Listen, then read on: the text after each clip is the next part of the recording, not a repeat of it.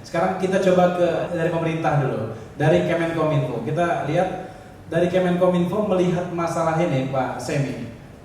Itu sebenarnya yang kalau tadi kan dari perusahaan, dari yang mungkin urusan hire juga melihat ini masalah yang jelas ada eksis. Kalau dari Kemenkominfo, pemerintah melihatnya masalah ini seberapa serius Pak Semi?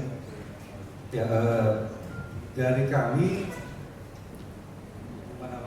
mengenai tadi sebenarnya belum lengkap harusnya dari industri, dari kalau kebijakannya bagaimana tadi? Kalau dari kami lihatnya ini kan nanti ada kebutuhan real di market. Tadi saya berbincang-bincang sebelum acara ini juga berapa sih kebutuhannya? Ada angkanya Pak? Level yang mana sih yang dibutuhkan? Nanti baru kita ngomong yang tersedia apa? Yang tersedia ini apa yang tersedia? Terus untuk meningkatkan ke kapasitas itu bagaimana? Nah itu baru ngomong tadi sudah diutarakan. Karena kalau mengharapkan kelulusan langsung siap, kita tahu semua nggak mungkin. Selalu akan apalagi ngomong kurikulum. Nanti bapak-bapak ini bapak dari perguruan tinggi akan bisa jelaskan. Tapi pasti selalu akan ada gap. Nah ini bagaimana seberapa jauh? Gap yang menjadi permasalahan itu karena bukan kita yang mendrive. Kita selalu akan terjadi gap di Indonesia. Kita bukan yang mendrive teknologinya. Kita hanya follower. Jadi kita nggak tahu waktu itu lagi di cooking di sana. Oh ini kayaknya tadi ini akan ke sana nih. Kita baru tahunya ke berikutnya. Oh kita ke sana. Nah, ini yang terjadi. Nah menurut saya itu nanti gap ini bisa dipersempit nanti. Akhirnya tidak ada jack, tapi harus diadres sekarang permasalahan kita sekarang. Nah ini berapa industri, berapa gap yang kita atau berapa kebutuhan industri, supaya nanti kalau kita tahu dan levelnya tahu, baru bisa ada kebijakannya apa ini. Mamanya saya contohkan mamanya. Oh saya butuh 10 programmer yang kasus-kasusnya sudah expert atau enggak ini video, pokoknya bisa untuk ini. Gajinya berapa? 15 juta. Pemerintah bisa buat kebijakan ataupun nanti bisa ngajak yang lainnya, oke? Untuk mendidik itu sampai bisa diterima, berapa lama, berapa biayanya,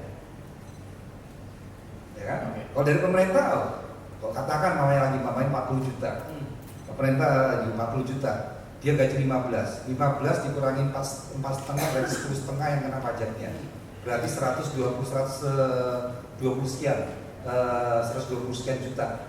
Dikali 15% itu berapa? 28 juta teksnya. 2 tahun udah balik. Jadi pemerintah juga harus lagi. Tapi permasalahannya harus real. Tapi juga jadi industri juga harus mengatakan. Jadi bisa saya ngomong, UI, BINUS bisa nggak latih orang ini untuk siap di sana? Berapa biayanya? Atau bisa juga dia bisa independen. Si anak-anaknya ini juga bisa ke bank namanya. Kan saya daripada KTA ini KTA untuk pendidikan, tapi sudah link dengan company-nya yang akan meng-hire dia. Ya, sebenarnya kan company-nya juga akan diuntungkan karena dia nggak perlu spend uang untuk pelatihan. Nah ini jadi gap-nya ini harus kenali dulu apa permasalahan realnya. Sekarang sudah seberapa dikenali gap itu Pak Semi? Saya masih dapetnya kurangnya berapa? Nggak ada pernah ngomong. Klasifikasi yang mana yang dikurangnya nggak ada pernah ngomong. Jadi kita mau membuat kebijakannya juga belum bisa mau. Karena kan kalau apalagi pemerintah kalau harus ada proyeksinya, terus bagaimana ya sekarang mulai agak canggih lah pemerintah, ROI-nya ada sekarang ini. Apalagi investasi kayak gini kan investasi pembangunan manusia. Iya bisa jelas pembangunan manusia nanti bisa punya kapasitas yang bagus, dia bisa dikerja dengan baik dan gaji baik. Jadi itu kan jadinya. Jadi itu bisa dilakukan. Karena apalagi model pemerintahan sekarang sudah mulai agak advance. Nah itu cuma. Jadi kita perlu menemukan dulu. Bisa nggak industri memberitahu berapa sebetulnya? Oh level entry ini saya butuh sekian. Kita cek. Oh di sekolahnya. Terus perlu berapa bulan untuk mengupgrade? Jadi sekarang Pak Semi dari pemerintah memang belum bisa buat kebijakan karena datanya masih belum jelas ya, masih meraba-raba. Jadi mungkin tunggu dari industri juga, mungkin nanti dari laporan dari mungkin perguruan tinggi juga untuk menjelaskan bahwa ini di sini yang kurang gitu maksudnya Pak. Apakah nanti pemerintah tadi kan menarik Pak Semi mengatakan ya selamanya kita akan selalu bagian yang mengejar. Kalau kita istilahnya kejar-kejaran, lihat film-film kejar-kejaran itu kan, yang ngejar memang pasti lebih susah dibandingkan yang di depan. Nah, bagaimana dari pemerintah, dari Kemenkominfo, ada nggak mungkin kita bayangkan kita sampai kapan akan sampai pada fase mengejar ini, sampai akhirnya mungkin minimal bisa barengan lah jalannya. Ya itu makanya harus terupdate kan. Tadi saya ada dicontohkan oleh Traveloka itu, dia membangun institusi dari dalam. Cukup passion dan cukup sabar untuk membangun. Kalau ada juga yang sudah ada kesempatan untuk membangun, kita taruh aja di India. Nggak sabar juga, padahal punya kapasitas untuk itu. Dananya lagi gede-gedenya bisa memaksakan. Tapi ada juga yang nggak sabar. Ini memang kita lihat juga karena ada tantangan persaingan, dia maunya cepat masuk market. Kita sudah sadari gitu. Ini karena kebetulan nanya ke pemerintah, mungkin nggak Pak? Kayak gitu tadi kan ada yang sabar dan ada yang nggak sabar. Siapa tahu ada insentif buat yang sabar gitu Pak, nanti mungkin digodok. Bisa, makanya kalau kita tahu permasalahannya dan mau share, ya kita bisa lakukan. Oke, Pak ini saya akan pajak Bapak, tapi bisa nggak ada keringanan pajaknya Bapak? Umpamanya. Tapi kan akhirnya dia membentuk ekosistem di dalamnya. Daripada taruh Cina, taruh di India atau mana. Harus sabar dikit, dan sisa ngomong dengan produk begini, siap mereka. Kita siap mencetak, asal ada komitmen yang pasti juga. Berapa banyak yang mau dididik untuk ini? Ya kita turunkan, baik itu kebijakan. Jadi kalau kita selalu ngomong gap terus, tapi akhirnya tidak ada passion untuk membangun ekosistemnya dan lebih mudah mencari. Oke, taruh di luar aja. Makanya saya akan appreciate sekali perusahaan-perusahaan yang mau dengan sabar mau membangun itu salah satu yang harusnya ada apresiasi lebih dari pemerintah ini yang coba kita ini kan karena dia membangun itu sistem. Ada juga yang agak sabar hijack, itu yang paling di antara kita hijack. Saya dulu waktu jadi masih menjadi pengusaha yang Bapak tadi bilang tahun 2000-an Android kita lihat itu kan, itu paling itu hijacknya banyak dan saya banyak di hijack tuh.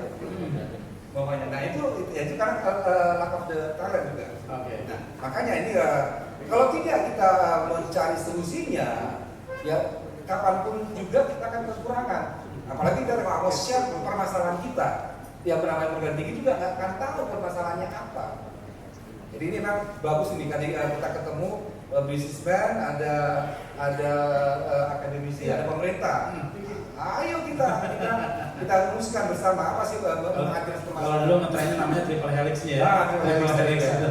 Ya ini tadi saya lihat di sini Pak Agus juga dari SEO udah angguk-angguk. Sebenarnya tadi data dan passion dan juga komitmen tadi itu mungkin bisa dikedepankan dan bukan tidak mungkin tadi ya untuk ya mungkin tax holiday-nya, keringanan dan lain-lain bisa jadi didapatkan dari pemerintah. Oke, saya coba ini ke kampus dulu tadi menarik. Saya tadi sengaja Pak Semi untuk kampusnya belakangan. Jadi karena nanti biar enak mereka tahu kebijakannya memang ada sudah dukung. Jadi biar nanti biasanya kalau kampus kalau bicara gini, komitmen pemerintah belum ada gitu. Kalau segini kan bisa nih komitmen pemerintah ada, tapi belum tahu mau diarahkan kemana. Nah sekarang saya ke Binus dulu, Pak dari Pak Idris ini kalau kita lihat sekarang kalau sempat baca-baca, saya persiapan sebelum di sini, saya lihat di digital pun juga ada pendidikannya tuh diarahkan kayak mungkin kurang lebih dua potongan besar ya. Yang lebih ke teoritiknya, jago di teoritiknya, tapi juga ada yang jago ke mungkin skillnya langsung skill. Ya kalau istilahnya, kalau gampangnya orang bilang kayak beda antara S1 dan D3 gitu kemampuan skillnya. Nah kalau di Indonesia ini kalau lihat dari kampus, sekarang yang sedang dikembangkan yang serius, apalagi Binus kan juga sedang serius-seriusnya di bidang ini, itu ke arah mananya Pak Idris? Baik Pak. Jadi begini Pak Pangeran, Pak Pangeran, tidak mungkin ya. Pangeran saja.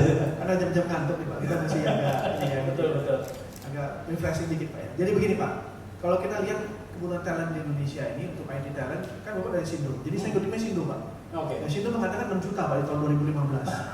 Ya, jadi tahun 2015 kata Sindo nih Indonesia butuh 6 juta talent IT Pak. Jadi saya nggak bisa challenge Pak ya? Jadi nggak bisa challenge, jadi saya ambil dari Sindo langsung ya. Kemudian Pak, apa sih yang kami lakukan Pak di perguruan tinggi gitu Pak ya? Terus terang juga saya harus ngaku dulu Pak, karena kami swasta Pak, kami lebih sedikit lebih fleksibel Pak. Ya. Nah, jadi kami di IT ini Pak, IT ini kan ada dua organisasi besar Pak ya, yang namanya ACM IEEE Pak gitu kan. Ya, dan yang tadi Bapak katakan tadi gitu loh ya, ada apa namanya yang larinya ke ilmuwan, larinya ke praktisi gitu Pak ya. Nah, kami mengacu ke sana. Kalau kita bicara IT ya. Nah itu jadi acuan. Lalu kemudian pertanyaan berikutnya adalah, oke, kalau acuannya di sana kan itu agak konseptual kan gitu. Bagaimana kita mengisi supaya nanti kawan-kawan yang lulus ini, para lulusan kami itu bisa diterima gitu ya. Tadi sebelum acara dimulai Pak, tadi CIO kami itu ada Pak Ivan, ya, dia sempat ngobrol-ngobrol gitu. Beliau mengatakan, jadi memang seperti itu Pak. Bahwa lulusan kami yang dari bidang IT ini itu memang habis diserap Pak. Habis diserap kan gitu ya. Nah, habis diserap Pak gitu. Nah, jadi pertanyaannya adalah bagaimana kami selama ini melakukannya gitu ya, supaya ini juga kita bisa sharing ke teman-teman lain di mana mungkin bisa kita saling mendukung Pak kan gitu ya, karena kami selalu melihat bahwa teman-teman perguruan tinggi di Indonesia ini adalah sahabat kami Pak ya, pesaing kami itu ada di luar sana gitu, ada di luar negeri sana gitu. Kita bersama-sama membangun Indonesia, makanya namanya Bina Nusantara Pak kan gitu ya. Nah kemudian pertanyaannya, bagaimana kami melakukan hal itu? Pertama Pak, kami mengundang, ya kami banyak mengundang Pak, ada acara CIO Talk misalnya, ya di kampus itu ada CIO Talk untuk yang master Pak gitu. Ya.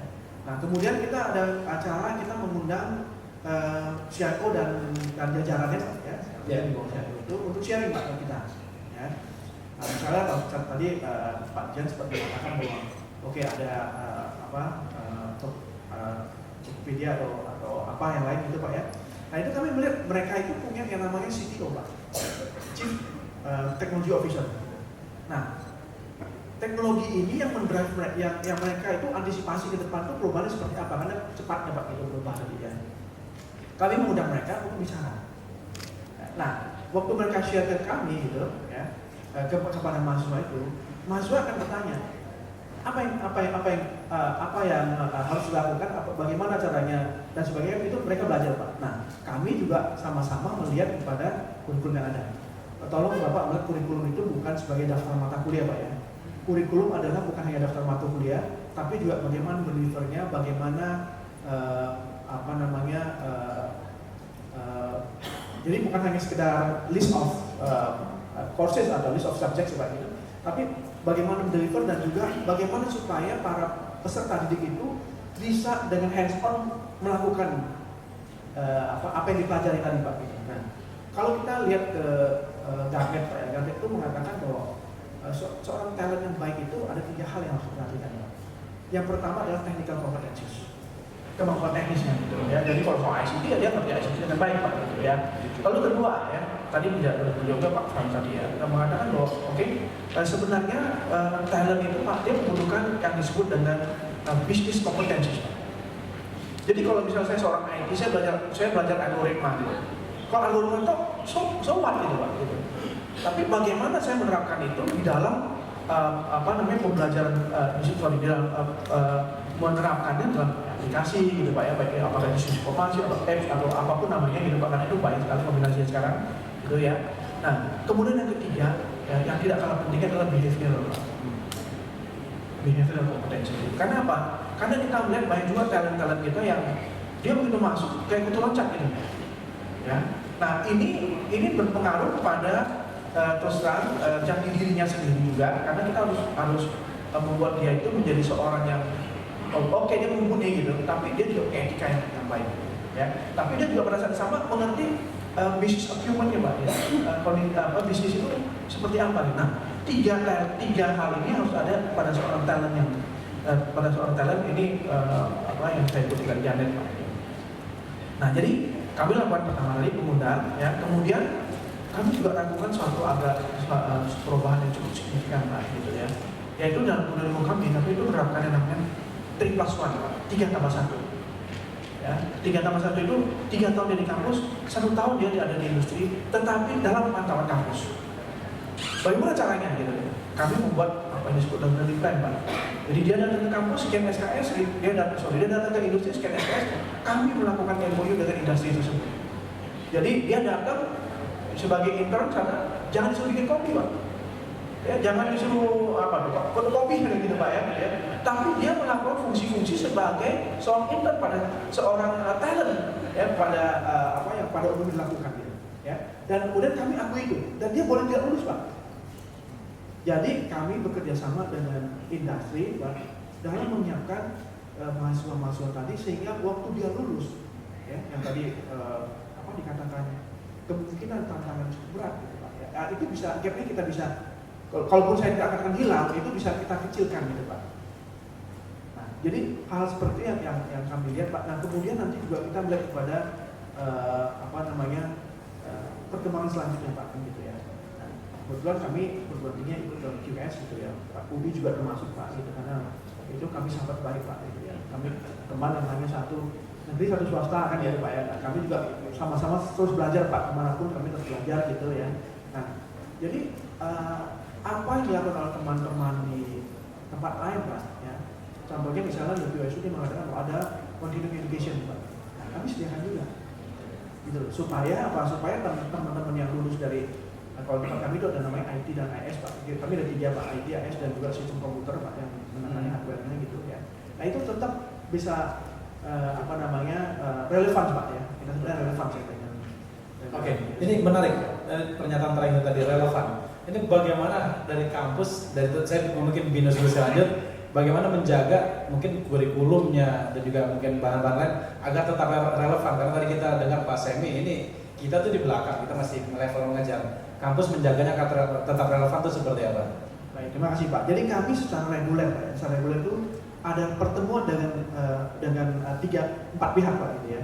Yang pertama kami bertemu dengan pasti, Pak, akademisi, ya. Lalu kedua adalah kadang kami mengundang, Pak, atau datang ke pemerintah, Pak. Karena kami ingin tahu juga perubahan-perubahan seperti apa, dan ini kami sudah lakukan juga dengan Keminfo, Pak, ya, datang ke kampus dan sebagainya. Nah, yang ketiga, Pak, kami lakukan juga dengan industri. Kita dengar, Pak, industri itu seperti apa, gitu ya. Dan kami juga mendengar alumni, Pak. Karena alumni inilah yang dia sudah ada di industri, dia yang mengalami bersama kami, gitu. Apa sih yang sudah kami lakukan dan apa yang menurut dia itu bermanfaat atau tidak bermanfaat, Pak, gitu. Ya, jadi kalau kami hanya dengar dari industri saja, ya, tapi industri katakan lulusan kami seperti apa juga, kami juga ingin dengar dari lulusan, gitu loh. Dan kira-kira perkembangan seperti apa dan mana yang menurut mereka ini perlu kita lakukan adaptasi, gitu ya, sehingga relevan, Pak, gitu ya.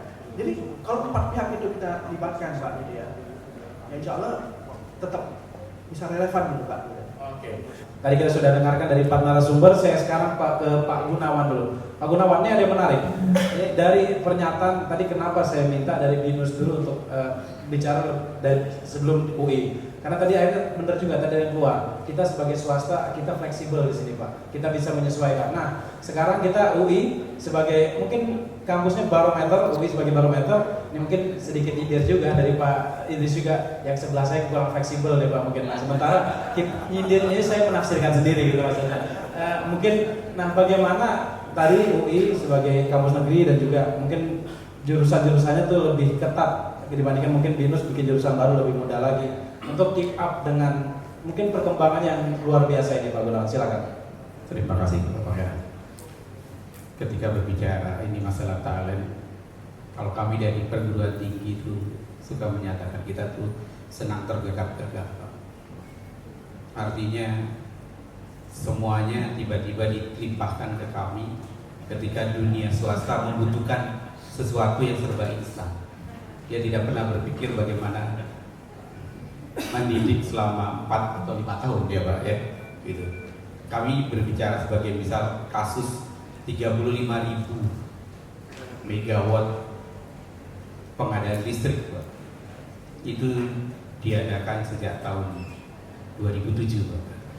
Tapi kami tidak pernah diajak sekalipun untuk nongkrong bareng mempersiapkan SDM-nya oleh pemerintah. Nggak ada. Nggak pernah, Pak, kami. Kami sekarang mendidik, Pak.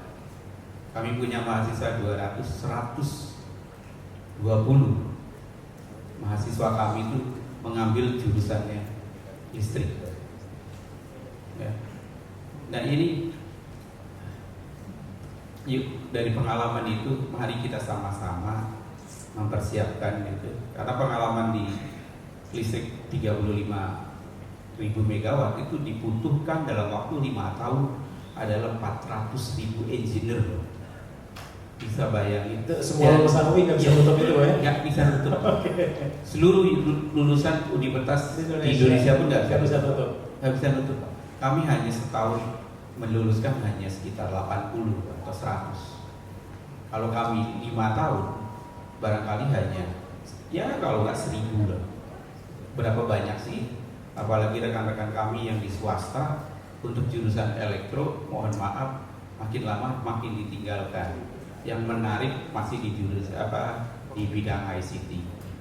Jadi kalau kami untuk kebebasan atau keluasan dalam mengembangkan ilmu, pemerintah membebaskan kepada kami untuk berkembang mengakomodasi keperluan di masa depan. Memang kami dibatasi pada ketatnya akan kualitas, ketatnya akan regulasi terkait dengan misal akreditasi gitu. Dana kami sangat terbatas. Tuntutan kepada kami dari dunia industri selalu dikatakan lulusan siapapun yang negeri-negeri tidak siap bekerja. Kami memang tidak membangun untuk yang siap kerja. Karena apa? Kalau tataran kami mengembangkan knowledge, begitu. Karena kami tahu market kami tidak spesifik siapa. Kami sekian banyak. Semua bidang merupakan market yang memiliki spesifikasi sendiri-sendiri. Sangat berbeda antara mungkin tadi lain membutuhkan programmer yang seperti apa, mungkin di Hayat membutuhkan seperti apa, Kominfo seperti apa. Ini kami harus bisa menyiapkan tenaga kerja ataupun tenaga lulusan yang mempunyai knowledge. Knowledge-nya apa? Kalau kami di bidang knowledge adalah kemampuan dasar yang bisa dibentuk, ya, itu statis ataupun menjadi fondasi menjadi orang itu akan bisa mengikuti perubahan. Dari knowledge tadi kami tambahkan dengan skill. Skill itu kemampuan melakukan adaptasi terhadap apa yang terjadi di luar. Nah, talent itu menurut kami adalah kebutuhan sesaat. Hari ini butuhnya talent mungkin orang-orang yang besok kebutuhannya lain lagi. Nah, ini yang kami bangun di dunia pendidikan adalah knowledge dan skill. Talent yang mengikuti fashion seseorang. Ya. Karena kami pernah melakukan diskusi, ya, untuk kemampuan orang multi talent tidak perlu adanya matematik, begitu. Tetapi di dalam kurikulum ada panduan kurikulum nasional, kami harus mengikuti. Yang mungkin kalau bisa dikatakan 20% pendidikan berbasis pada kurikulum nasional itu indirect berpengaruh kepada akan memenuhi kebutuhan, mempersiapkan kebutuhan talent yang yang diinginkan oleh para industri, gitu loh. Ya, jadi ini sudah mengurangi beban skill dan knowledge yang harus kita berikan kepada mahasiswa. Mungkin kalau di swasta relatif tadi, ya, perubahan pengusulan program studi baru sangatlah dinamis. Kami perlu jenjang yang lebih statis atau lebih tight karena pemerintah sangat menjaga akan kualitas terlebih dahulu. Sebagai misal kita mau membuka program studi baru, persyaratan harus ada 6 dosen dengan klasifikasi master. Kalau kami tidak punya, maka tidak bisa dibuka, belum fasilitas dan segala macam. Jadi gitu. Nah, ini kalau kami talent itu kami katakan lebih pada abstrak education. Artinya orang bisa melihat sesuatu di luaran yang menginspirasi pada diri manusianya, itu dia bisa mengikuti talent. Kalau di kami namanya pendidikan, kami harus melakukan structure, tahapan-tahapan pendidikan. Kalau tingkat 1 mata pelajaran apa yang harus diberikan. Kalau talent dari anak SMP pun bisa dia langsung sebagai programmer menjadi talentnya tinggi, kalah dengan anak dokter sekalipun, gitu. Tapi dia mampu menghadapi satu mencari solusi berbasis pada knowledge. Kalau talent biasanya source solution, gitu loh. Karena ya kita butuh yang aplikasi yang orientasinya sebagai misal adalah bagaimana orang itu di augmented reality sebagai misalnya nanti akan menjadi model di Asian Games, ya, kita bisa, tapi kalau talent ya tadi orang hanya mungkin berbasis pada imajinasi dan inovasi. Pak Gunawan, berarti kalau tadi antara yang keilmuan dan praktis itu balance-nya tetap harus dijaga berarti Pak? Iya, betul Pak. Dan kalau UI tadi memang fokusnya ke yang keilmuan berarti ya? Tetap Pak, kami dua-duanya membanding selama pendidikan, knowledge dan skill itu kita berikan. Pengembangan dari menuju ke talent itu biasanya kami berikan kebebasan sama seperti mungkin mekanismenya saja di BINUS 1 tahun dia adalah ke industri, kami membawa problem dari industri ke dalam. Jadi knowledge yang dimiliki oleh si mahasiswa dan skill yang telah dipelajari, lalu dia mencari solusi. Karena tujuan dari pendidikan di ilmu teknik komputer adalah bahwa lulusan mampu menyelesaikan permasalahan di bidang teknik komputer berdasarkan pada kemampuan yang dimiliki serta beretika. Jadi ini yang kita talent barangkali saya tadi ya karena menurut persepsi kami kebutuhannya yang mendadak artinya sesaat mungkin dia tidak akan dia ketika mengalami perubahan perlu waktu yang cukup lama untuk beradaptasi.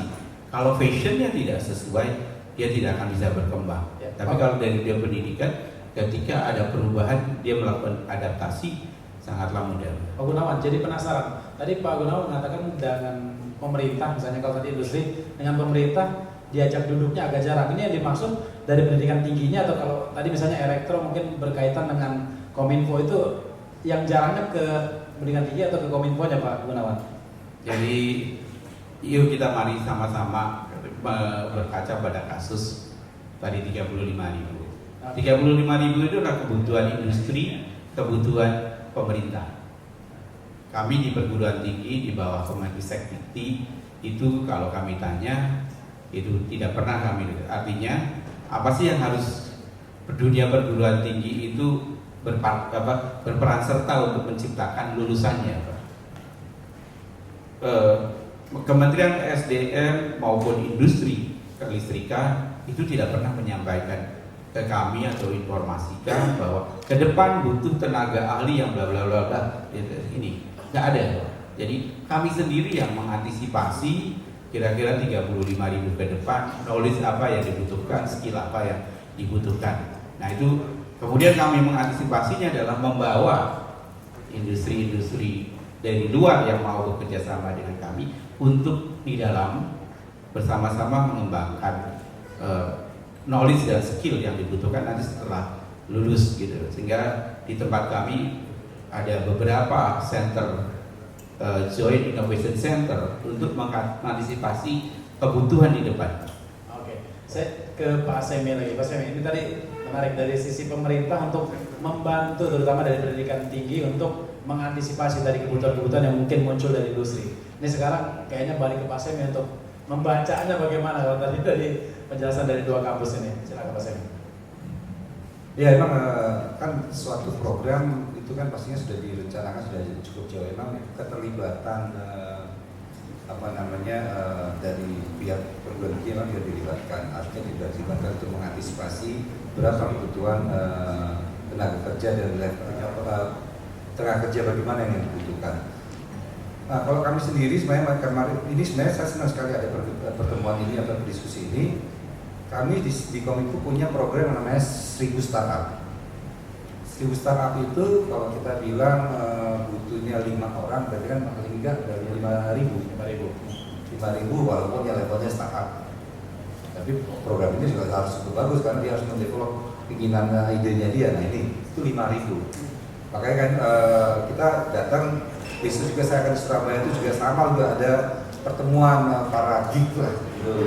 Jadi untuk ngumpulin juga, karena memang kita sambil cerita ini ada program ini loh, mau ikutan nggak? Kayak itu jadi samanya. Nah emang itu jadi kita nggak pernah memang hal ini nggak pernah didiskusikan dengan perguruan tinggi, jadi nggak salah juga perguruan tinggi karena nggak tahu apa yang dilakukannya. Ini emang, tapi juga dari industri juga tidak ada, memang harusnya ada pertemuan khusus umpamanya tahunan untuk mengantisipasi. Jadi ada pertemuan antara perguruan tinggi dan industri. Nah kalau perguruan tinggi saya rasa ini ya setelah Pak Gun tadi bilang, itu kan sebenarnya yang dilatih itu kan bukan hanya talentnya gitu ya. Jadi kalau talent itu harusnya SMK Pak ya, levelnya itu SMK itu untuk langsung disiapkan untuk itu. Ya. Nah itu, nah kalau perguruan tinggi memang way of thinking, jadi yang lain itu kalau saya juga dulu sekolah itu, yang lain itu belajar di luar sendiri. Sudah lebih spesifik itu belajarnya di luar sendiri kan. Tapi cara algoritmanya berbagai mana ya itu pola pikir untuk membuat itu, ya itu diajari di perguruan tinggi ya. Jadi memang tadi ya memang pasti akan ada gap. Nah, kedepannya diharapkan tadi ada pertemuan ini yang tiga sektor ini, jadi pemerintah, dari swasta dan perguruan tinggi. ABG ini yuk apa ya ABG triple helix apa yang harus diantisipasi? Dan itu pertemuan seperti itu belum ada Pak ya? Belum ada, ini aja baru full helix kayak gini kita. Itu mungkin nanti dari ICAO bisa dorong juga bikin pertemuannya bisa lebih besar lagi, bertemu dari sisi bisnis, dari pemerintah dan juga dunia pendidikan.